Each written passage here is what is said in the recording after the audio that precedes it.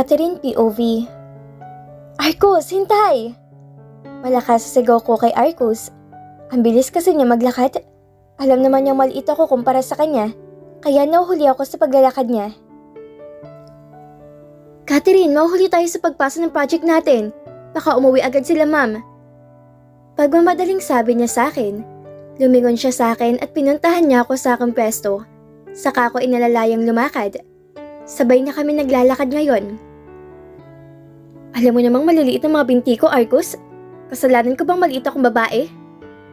Pagtatampo ko rito at napanguso sa kanya habang hila-hila pa rin niya ako. Huling linggo na namin bilang senior high school student. Papasok na kami bilang college student ni Arcos. Buti na lang talaga, parehas ang kursong kinuha namin. Napahawak ako sa aking kanang dibdib na makarating kami sa English department. Nagtaas baba ang aking balikat dahil sa bilis maglakad ni Arcos. Just wait here, babe. I will just pass this project on to mom. He said softly to me and even messed up my hair. Kahit kailan talaga si Arcos, gustong-gustong guluhin ang buhok ko. My lips parted because of what he said and just nodded at him. Umupo na lang ako rito sa school bench na nasa tapat ng English department. Nakahawak ang aking kamay sa gilid ng school bench. Nakabend ng kaunti ang aking likod. Nakatingin ngayon ako sa aking paa na kinakalukoy-koy. Ganito ako kapag nabuboryo. Napaangat ang aking tingin na makitang lumabas si Victor galing sa loob ng department. Magpapasa pa lang din ba siya ng project? Ngumiti siya sa akin, kaya ngumiti rin ako pabalik. Mabait si Victor. Puro aral din ang ginagawa niya. Wala siyang kaibigan ni isa sa mga klase namin. Palagi siya nag-iisa. Gusto ko siya maging kaibigan pero siya ang kusang lumalayo sa amin. Nang mawala sa paningin ko si Victor, bumalik na naman ang paa ko sa mongolakoy. Hindi ko alam, pero kusa ko tong ginagawa, lalo na kapag ganito ang sitwasyon ko. Walang kausap at mag-isa lang. Naiinip na ako. Ba't ang tagal naman ni Arcos sa loob? Marami bang ginagawa si ma'am? Napanguso na ako rito habang hinihintay pa rin lumabas si Arcos. Sumandal na nga ako sa aking kinauupuan at tumingala sa kisame ng second floor. Babe! Nawala ang aking bagot nang marinig ko ang boses ni Arcos. Nakita ko siyang nasa tapat na ng pinto ng English department. Nakalahad niya sa akin ng kanyang kanang kamay. Why did you take so long to go out? Marami bang ginagawa si ma'am? I did not hesitate to question him as I was close to Arcos. Pinagsiklop niyang magkabilang kamay namin. Napangiti ako sa ginawa niya. Gusto ni Arcos lagi magkahawak kami para raw malaman ng iba na mag-boyfriend and girlfriend. Seloso kasi tong si Arcos. He shrugged at me. Tinanong lang ni ma'am kung saan tayo magka-college and anong course ang kinuha natin. May ilan din siyang tsinatsakan nang dumating ako roon. Tumango ako sa kanya. Alam kasi lahat ng mga teacher namin na mag-couple kami ni Arcos. Nakita mo si Victor sa loob? Pagtatanong ko sa kanya, kahit alam kong obvious naman. Tumingin ako sa kanya at saka tumango siya sa akin. Oo. May pinagawa yata si ma'am sa kanya? Sagot ni Arcos sa akin na hindi tumitingin sa akin mga mata. Masipag naman kasi si Victor, kaya siguro inutusan siya ni ma'am. Uuwi na ba tayo after natin ipasa tong last project natin, Arcos? Pagtatanong ko sa kanya at tinuro kong hawak niyang baby thesis sa Filipino. Do you need to do anything? Seryosong tanong niya sa akin. Nailapat kong nakabukas kong bibig. Wala naman akong lakad, pero kailangan ko magpahinga. Ikaw, may lakad ka ba? May gagawin ka ba sa inyo? Balik na tanong ko sa kanya, pero agad din siyang umiling sa akin. Shall we eat ice cream? At our favorite ice cream flavor? Pag-aalok ni Arcos sa akin. Nakatingin sa akin ang maabo niyang mga mata. Nakakahulog taga ang titig niya, kaya ang dami nagkakagusto kay Arcos. Buti na lang, may gusto rin siya sa akin.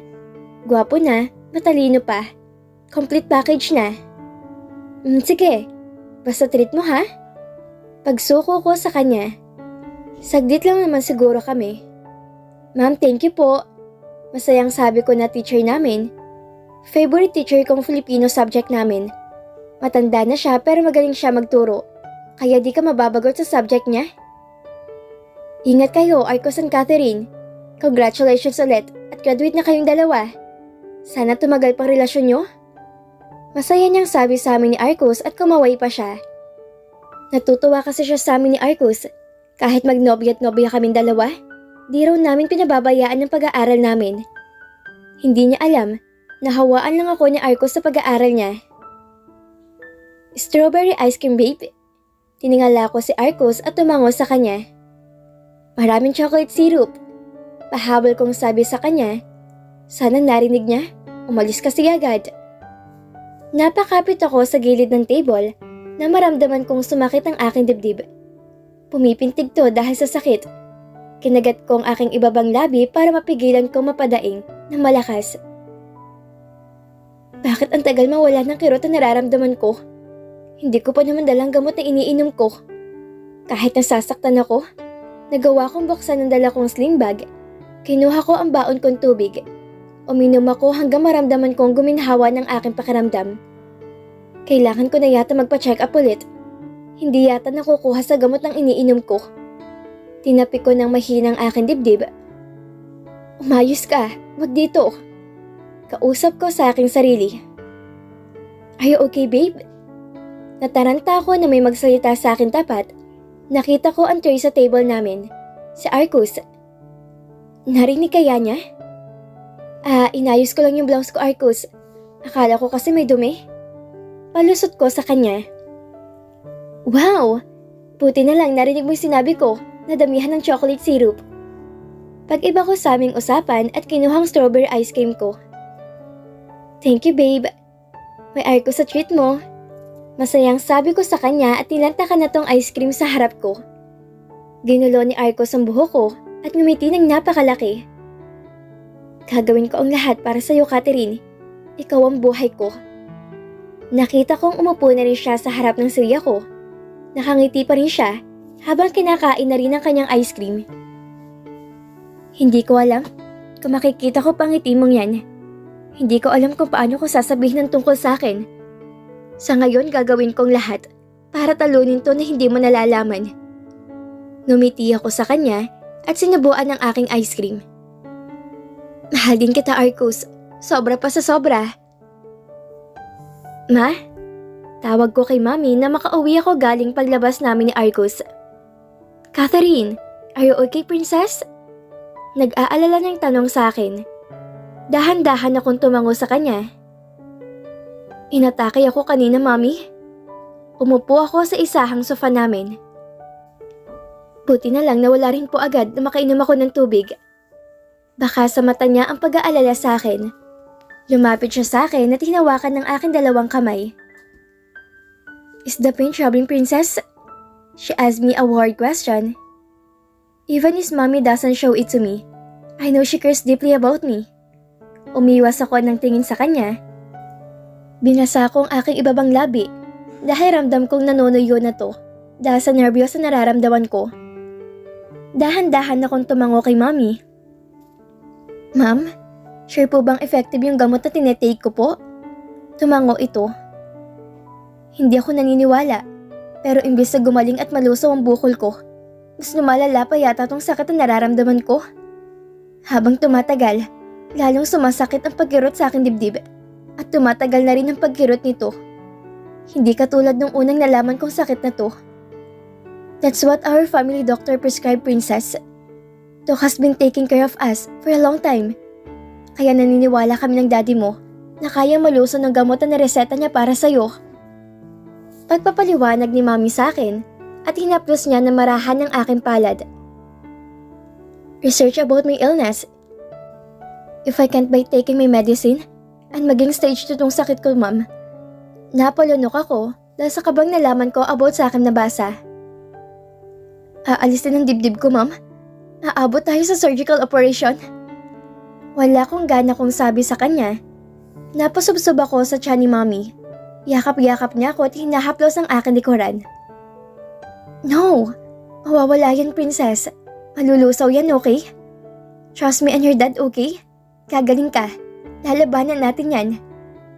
Halos mabasag ang boses ni Mami nang sabihin niya yon. Natatakot ako, Mami. Bakit ako pa kasi? Naging maingat naman po ako simula nung magdalaga ako. Sinunod ko lahat ng bilin niyo about sa pagdadalaga. Pero bakit ako? Hindi ko na nakayanan na pigilan ng aking luha na lumandas to ng tuloy-tuloy sa aking magkabilang pisngi habang humahagulhol sa tiyan ni Mami. Mami, hindi ko kayang sabihin kay Arcos ang tungkol sa sakit ko. Ayokong pati siya mag-alala sa akin. Lalabanan ko to. Lalabanan ko na palihim para sa kanya. Basag ng aking boses dahil sa pagkakaiyak ko. Mainit na magkabilang mata ko at mukhang namumula na rin to maging ang aking ilong. Napasinghot ako na may lumalabas sa aking ilong dahil sa pagkakaiyak. You are brave, Catherine. Pinalaki ka namin ng daddy mo na matapang. Hinawakan niyang aking baba at may ingat na inangat ang aking mukha para matitigan niya ako. Gagaling ka, princess, okay?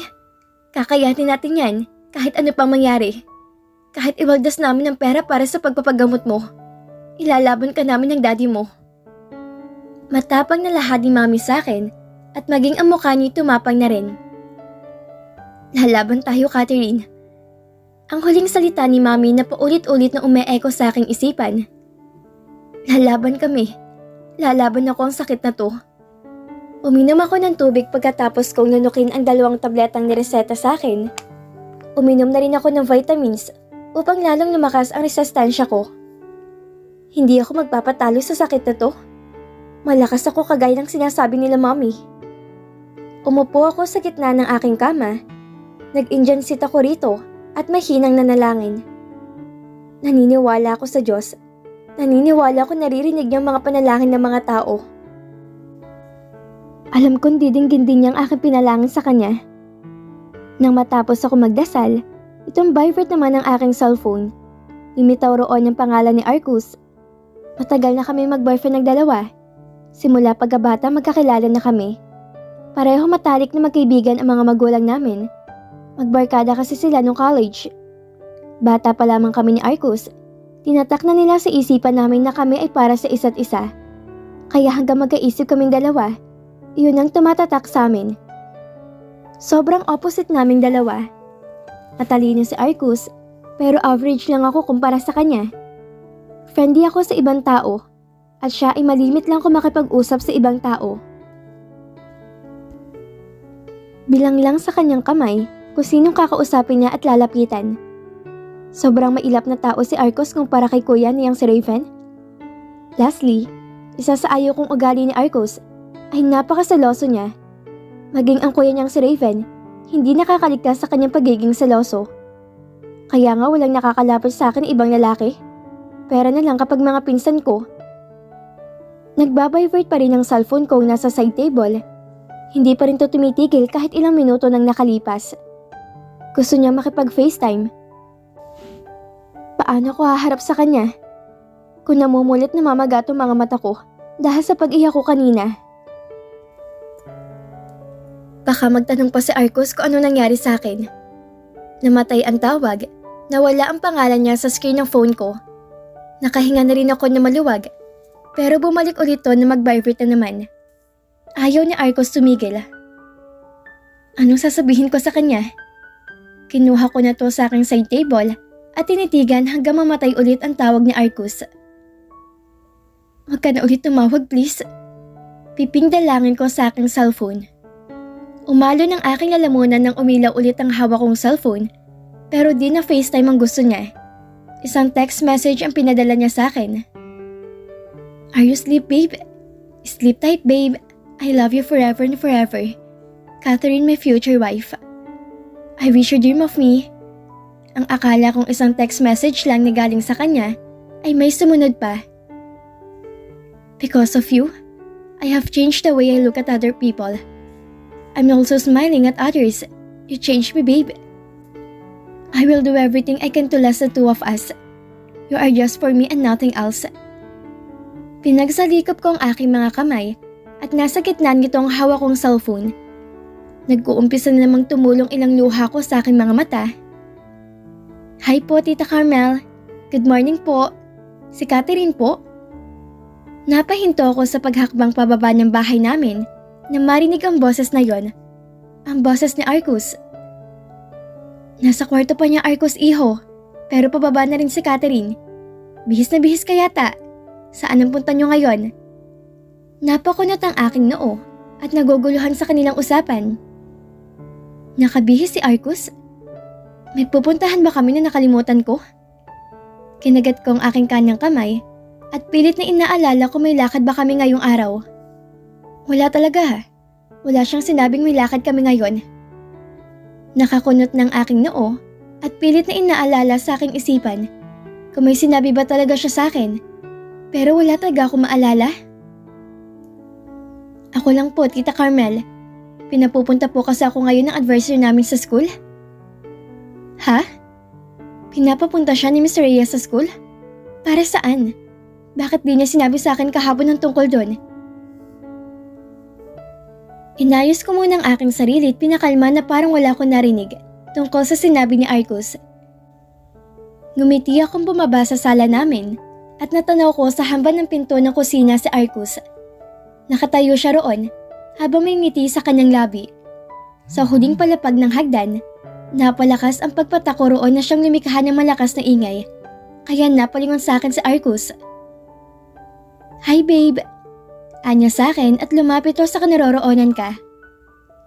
Bakit bihis ka? Saan ka pupunta? Walang ganang tanong ko sa kanya kahit alam kong saan naman. Dahil narinig ko ang usapan nila ni Mommy. Tumiti si Arcus sa akin parang di niya narinig ang tanong ko sa kanya. Inayos niya ang kanyang salamin sa mata. Eat your breakfast first. Looks like you slept a lot. Ang aga mo natulog kagabi. Nabasa mo ba yung text message ko sa'yo? Pagtatanong ni Arcus sa akin at pinalibot niya ang kanyang kaliwang kamay sa aking bewang. Kanina ko lang nabasa.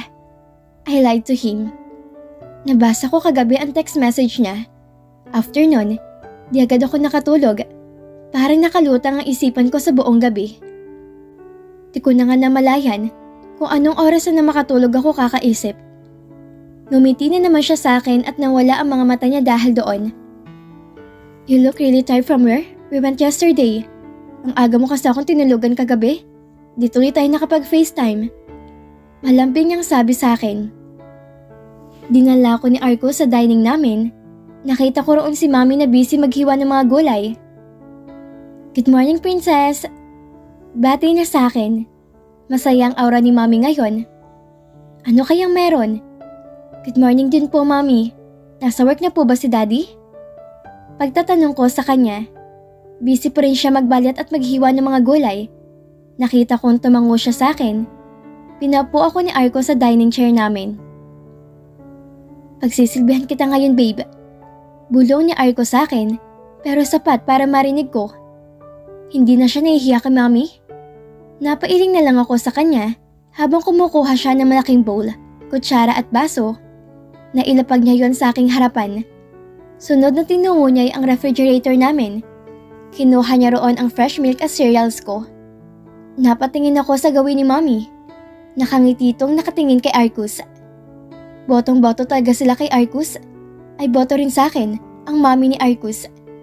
Kaya ang balak nila, pagka-graduate namin ng college, ikakasal agad kaming dalawa. Ang tanong, matutuloy kaya yun kung nagpapahirap tong sakit ko? Sana maging totoo pang mga pangarap nila sa amin. Is there something on my face? You're staring at me. I'm so handsome right now. Pero yung sabi ni Arcus sa akin. Nakahugis check pan dalawang daliri niya at nilagay yon sa ilalim ng kanyang labi. Your cheek is already red, babe. I know I'm handsome. Holly, babe, I'm all yours. This handsome and smart man named Arcus. Dugtong pa niyang sabit, inayos ang kanyang buhok. Napangiwi na lang ako sa kanyang sinabi. Sabay kaming napalingon ni Arcus na marinig naming tumawa si Mommy. Ganyan-ganyan din ang mga daddy niyo sa amin ni Norma. Kay Miguel mo natutunan yan, Arcus? Pagtatanong ni Mommy sa kanya, habang nakapamewang patong nakatingin sa amin. Nakita ko namang napakamot sa buhok niya si Arcus. Opo, tita. Sabay yuko niya. Nahiya na naman siya kay Mommy. Hanggang ngayon, Napaka-corny ng daddy mo, Arcus. Parehas sila na Ignacio? Nako, ikaw na bata ka. Huwag kang makikinig dun sa daddy mo. Makalumang mga banak na mga yon. Mahabang paliwanag ni Mommy at saka bumalik sa paghihiwa. Hindi pa rin siya tapos sa ginagawa niya? Si Mommy talaga? Makaluma nga ang banat ni na Daddy at Tito Miguel. Pero nakuha naman kayo ni Tita Norma sa mga ganon. Kinikilig pa nga po kayo nang ikwento niyo sa akin ng love story niyo? Sabat ko sa kanilang usapan. Sumubo na ako ng cereals ko at si Arcos naman ay umupo sa akin tabi. Hinila niyang isang upuan. Yun nga mga anak, kilig na kilig kami ni Norma noon. Pero habang tumatagal ang mga pick-up lines sila, nagiging corny na rin. Hindi man lang humanap ng bago. Ang dami kaya sa internet. Nito sa amin. Nakaharap siya at hawak pa ni Mami ang kutsilyo sa kanang kamay niya. Napangiti na lang kami sa isa't isa ni Arcos. Ang magulang taga namin. Napatigil ako sa aking pagsubo na magring ang aking telepono. Tatayo na sana si Arcos pero inawat siya ni Mami. Ako na Arcos, bakang asawa ko na yon. Yan muna kayong dalawa ha?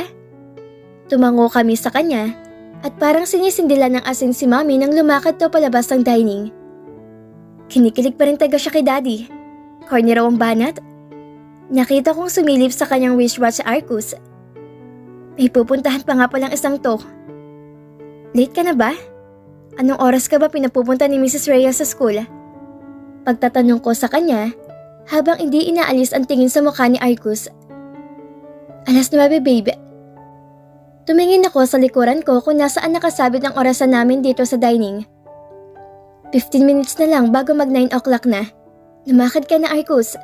Baka importante yung sasabihin ni Mrs. Reyes. Ayos na ako rito. Sige na, ingat ka ha.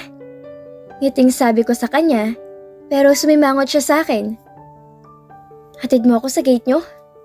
Pagpapaawa ni Arcos sasabi sa akin. Nakanguso to sa akin at ang kanyang mga matay nagmamakaawa. Ay tara na nga. Tumayo ako sa aking kinauupuan. Tinakpan ko muna yung pagkain ko.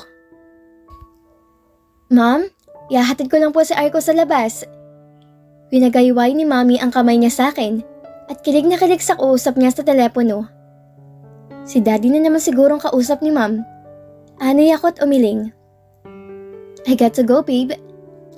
Aniya, at hinalikan niya ako sa aking noo. Text ka ha? Ingat. Sabay kaway ko sa kanya. Nawala na naman ang aking ngiti nang mawala si Arcos sa aking paningin. Lalaban ako, Arcos. Lalaban ako.